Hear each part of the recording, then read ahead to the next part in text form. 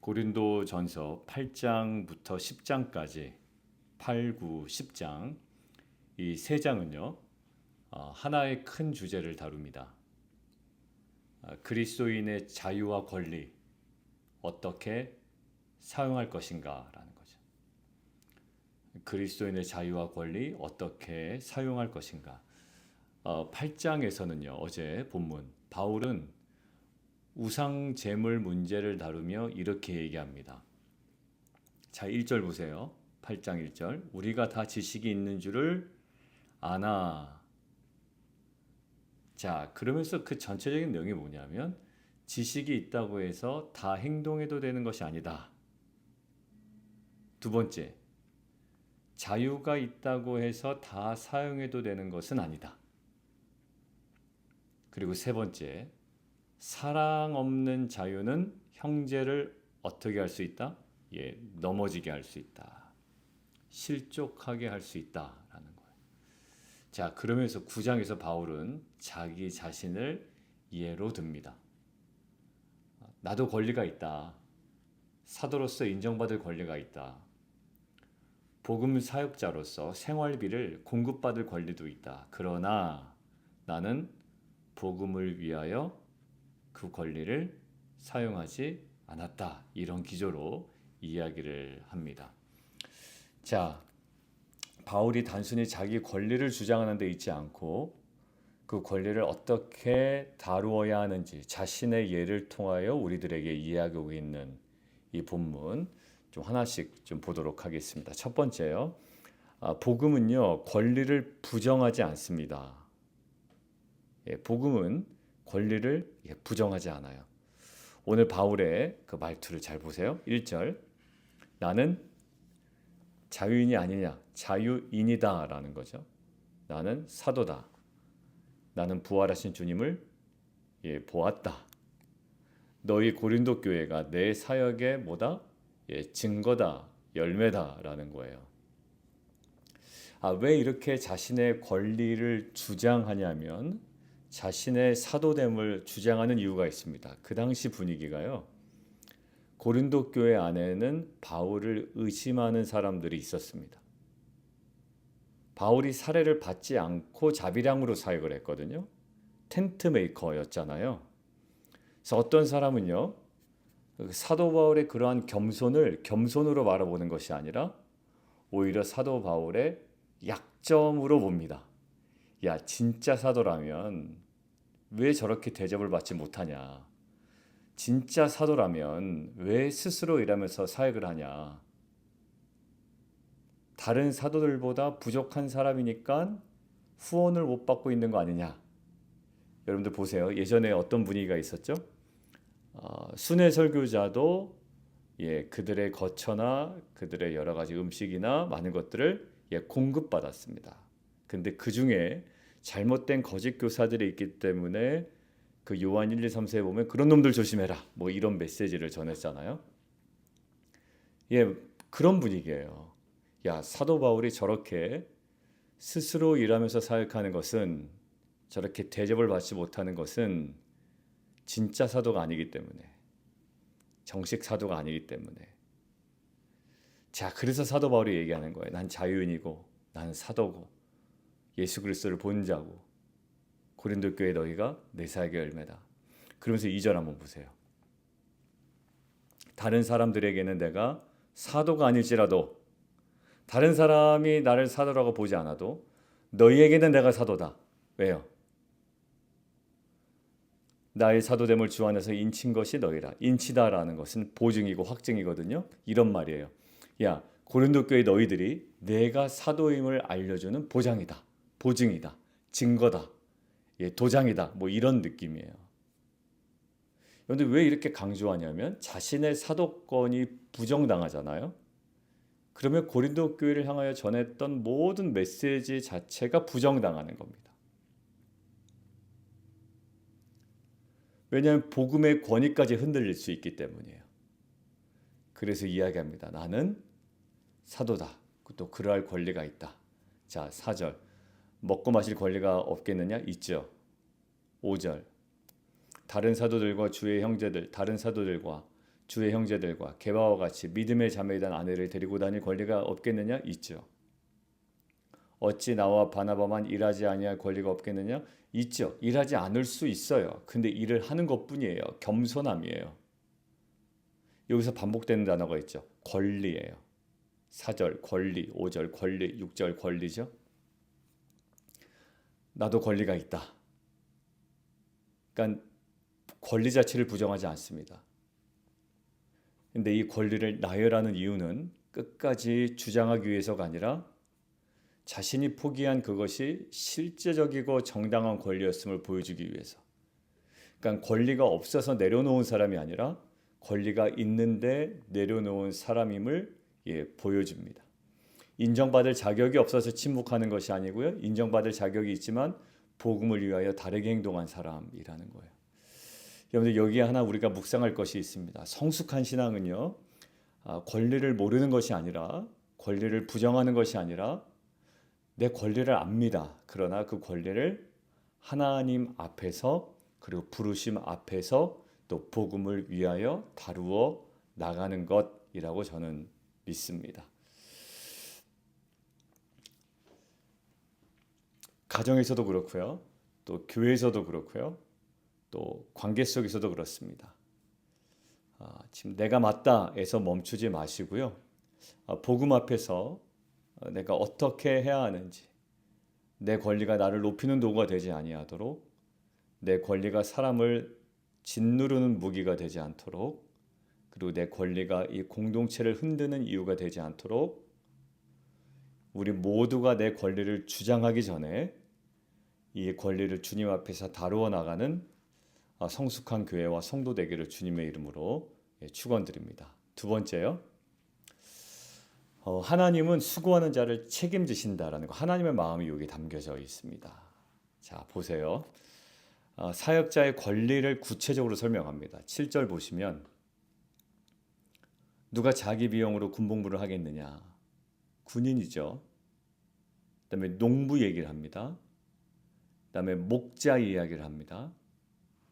자, 군인이 자기 돈을 내고 전쟁에 나가지 않아요. 포도원을 심은 농부는 그 열매를 먹습니다. 양떼를 기르는 목자는 그 양의 젖을 마시죠. 제가 군대 갔을 때도 전투화 주죠. 군복 주죠. 속옷도 줍니다. 양말도 줍니다. 그것도 정기적으로 공급이 이루어집니다. 배급이 되죠. 월급도 줍니다. 많지 않지만. 군인이 자기 돈 내고 가지 않는단 말이에요. 너무나 당연하죠. 누구도 이상하게 여기지 않습니다. 그러니까 수고한 자가 공급받는 것 당연합니다. 일한 자가 열매를 누리는 것 정당합니다. 책임을 진 자가 필요한 것을 공급받는 것 자연스러운 결과예요. 이 원리를 복음 사역에 지금 적용하고 있어요. 8절 보시면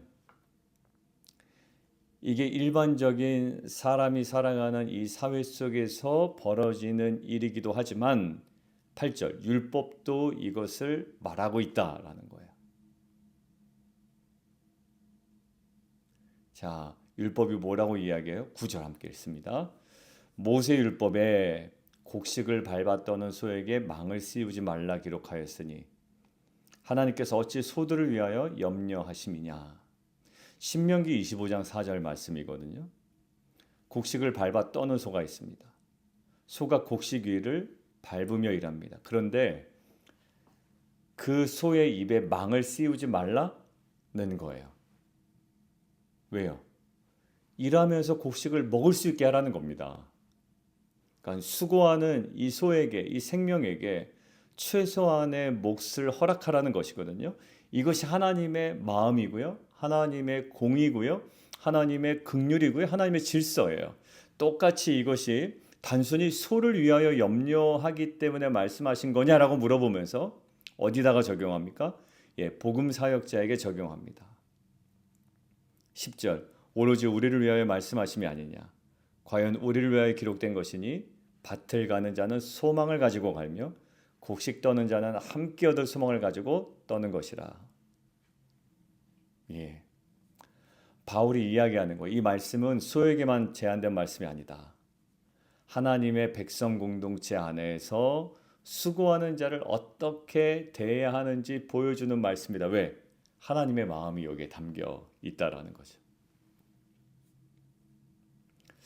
중요한 메시지입니다. 하나님은 수고하는 자를 책임지신다라는 거예요. 헌신을 당연하게 그것을 소비하지 않으신다라는 것이고요. 사역자의 수고를 아시고 공동체의 헌신도 아시고 보이지 않는 섬김도 아신다라는 거예요.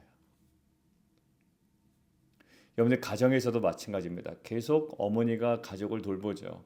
식사도 준비하고 이제 보통의 가정들입니다. 집안도 챙기고요. 또 아이들을 돌보고요. 그런데 가족 모두가 그 어머니의 헌신을 너무 당연하게 여기면 어머니의 마음이 갑자기 지쳐버립니다. 뭐 엄마니까 늘 하던 일이니까. 아니요, 그렇지 않아요. 그 말 자체가, 그런 생각 자체가요, 우리 어머니들의 마음을 지치게 하는 거예요. 여러분들 수고는 당연한 것이 아닙니다. 헌신은 자동으로 나오는 것이 아니고요. 섬김에는요, 마음과 시간과 힘과 열정이 다 고스란히 들어가게 됩니다. 그러니까 성숙한 가정의 특징은 가족의 수고를 알아봅니다. 성숙한 교회는요, 누군가의 헌신을 귀하게 여깁니다. 또 성숙한 우리 교회 같은 경우에는요, 보이지 않는 섬김을 당연시 소비하지 않습니다. 여러분들 교회에는요, 말씀을 준비하는 수고가 있습니다. 뭐 저와 우리 또 현전 집사님과 또 우리 장전 집사님과 피러 전사님, 그리고 우리 좌한 전사님, 또 그 외에 또 우리 텐트 지기분들, 큐트 지기분들이 있습니다. 찬양을 준비하는 수고가 있고요. 아이들을 돌보는 수고가 있고요. 우리 DC에서 오는 학생들 라이드하는 또 차량으로 섬기는 수고가 있고요. 청소하고 정리하는 수고가 있고요. 누군가는 새벽 4시에 나와 매일마다 기도하시는 분들이 있습니다. 여러분들 모르셨죠? 새벽 4시에 꾸준히 나와 기도하신 분들이 있습니다. 그리고 거의 7시까지 기도하고 가십니다. 그럼 몇 시간이에요? 3시간 동안, 말씀 듣는 시간 빼고 3시간 동안 기도하시는 분들이 계십니다. 여느 누군가의 그 수고 위에 공동체가 세워지고요. 누군가의 헌신 위에 예배가 드려지고요. 누군가의 보이지 않는 섬김 위에 교회가 건강하게 세워져 가는 거예요. 여러분들 우리는 당연하게 여기면 안 됩니다. 동시에 수고하는 사람도 이 말씀을 붙들어야 돼요. 사람이 몰라줄 수 있어요. 사람이 참 자기중심적이라 내 수고는 돋보이기를 원하나 또 남의 수고에 대해서는 몰라줄 수 있습니다. 충분히 알아주지 못할 수 있습니다. 내 헌신이요 눈에 띄지 않을 수도 있어요. 그러나 누구나 아신다고요? 하나님은 아세요. 오늘 보세요. 누가 자기 비용으로 군복무를 하겠느냐? 그 열매를 먹지 않겠느냐? 그 양떼젖을 먹지 않겠느냐? 소에게 망을 씌우지 말라. 이게 누구 마음이에요? 하나님 마음입니다. 수고하는 자를 분명히 저는 책임지실 줄 믿습니다. 하나님은요, 복음을 위해 흘린 땀을 잊지 않으실 줄 믿습니다. 여러분들 히브리서 6장 10절에 이렇게 나와 있어요. 저는 이게 참 위로가 됐거든요. 하나님은 불의하지 아니하사 너의 행위와 그의 이름을 위하여 나타낸 사랑으로 이미 성도를 섬긴 것과 이제도 섬기고 있는 것을 잊어버리지 아니하시느니라. 하나님은 어떻게 한다고요? 잊지 않으세요. 그러므로 낙심하지 마십시오. 그리고 서로의 수고를 귀하게 여기십시오. 섬기는 자는 하나님을 바라보며 섬기시고요. 공동체는요, 섬기는 자를 존중해 주십시오. 그리고 온 교회는 누군가의 헌신을 당연하게 여기지 않아야 합니다. 하나님은 수고하는 자를 책임지시고 그리고 하나님의 공동체도 그 마음을 계속 배워 나가야 될 줄 믿습니다. 여러분들 우리 모두가요, 빛과 소금 교회가 누군가의 수고와 헌신을 당연하게 소비하지 않고 하나님께서 귀하게 보시는 헌신을 함께 귀하게 여기는 공동체 되기를 주님의 이름으로 축원합니다. 자, 그리고 세 번째인데요. 세 번째는 내일 본문 조금 연결해서 보려고 하는데, 복음은 권리보다 더 큰 목적을 보게 한다라는 거예요. 나한텐 권리가 최고죠. 그렇지만 그 권리보다 더 큰 목적을 보게 합니다. 자, 12절에 내일 본문 잠깐 보실까요? 그러나 우리가 이 권리를 쓰지 아니하고 범사에 참는 것은 안 쓴대요, 사도 바울이. 왜요? 그리스도의 복음에 아무 장애가 없게 하려 함이로라. 여러분들 바울은 계속 권리를 이야기하거든요. 근데 권리를 쓰지 않아요. 왜요? 복음에 장애가 없게 하려고. 자, 결국요. 바울에게 있어서 자유는 뭐였냐면 내 마음대로 할 수 있는 자유가 아니라 복음을 위하여 자신을 제한할 수 있는 자유가 사도 바울에게 주어진 자유였다라는 거예요. 내 마음대로 할 수 있는 자유가 아니라 오히려 복음을 위하여 내 자신을 제한할 수 있는 그 자유. 기독교에 있어서의 성숙과 세상에서의 성숙이 다르다고 그 여진구 대표님의 그 하나님의 막내 아들 책에서 우리 내려놓음이란 책을 쓴 이용규 선교사님의 글을 인용해서 하나 이렇게 써놓으셨더라고요. 그대로 어떤 내용이냐면 세상에서의 성숙은 누군가로부터 독립하는 모습이에요. 그죠? 그런데 기독교에서 성숙은 더욱더 자신을 하나님께 내어드리는 거래요. 하나님의 그 통치와 주권에 자신을 종속시키는 거라는 거예요. 정반대의 모습이라는 거죠. 오늘 사도 바울도 마찬가지입니다. 자유는 내 마음대로 하는 것이 아니라 오히려 복음을 위하여 자신을 제한할 수 있는 자유를 이야기하고 있습니다. 여러분들 그 모습을 보여주신 분이 바로 예수님이죠. 그는 근본 하나님의 본체시나 하나님과 동등됨을 취할 것으로 여기지 아니하셨다라는 거죠. 이게 첫 번째와도 연관이 있습니다. 권리를 부정하지 않죠. 그러나 그 권리를 내려놓으십니다. 더 큰 목적 때문에. 왜요? 모든 인류를 구원하기 위한 하나님의 계획, 목적, 부르심 앞에 예수 그리스도는 하나님과 동등됨의 권리를 내려놓으시죠. 이것이 우리가 가야 됩니다. 오늘 본문은 자신의 권리를 인정하지 않는 공동체를 찌르는 말이 아니라 그러할지라도 이 자신에게 주어진 권리를 제한하는 사도 바울의 마음을 우리가 더 헤아리며 나아갔으면 좋겠습니다. 여러분들 복음을 위해 권리를 내려놓는 길, 이게 주님이 걸어가셨던 십자가예요. 복음을 위해 권리를 내려놓는 길, 사람을 살리기 위해 자신을 제한하는 길, 정당함보다 사랑을 앞세우는 길. 모든 침묵이 믿음은 아니에요. 여러분들 불의 앞에서 침묵하는 것이 항상 옳은 것은 아닙니다. 상처를 무조건 참고 있어야만 하는 것도 아닙니다. 그러나 오늘 본문은 분명히 우리에게 얘기해요. 내 권리가 정당하다라는 이유만으로 항상 다 사용해야 하는 것은 아니다라는 거죠. 내가 옳다라는 이유만으로 항상 끝까지 주장해야 되는 것도 아니라는 거예요. 복음은 우리에게 더 큰 목적을 보게 합니다. 첫 번째, 영혼, 사람을 살리는 목적이고요. 두 번째, 공동체를 세우는 목적입니다. 우리 모두가요, 내 권리를 복음보다 앞세우지 않고 복음을 위해 권리까지도 주님께 내어드릴 수 있는 성숙한 예배자 되기를, 또 그런 교회 되기를 주님의 이름으로 축원드립니다. 우리 함께 기도하겠습니다.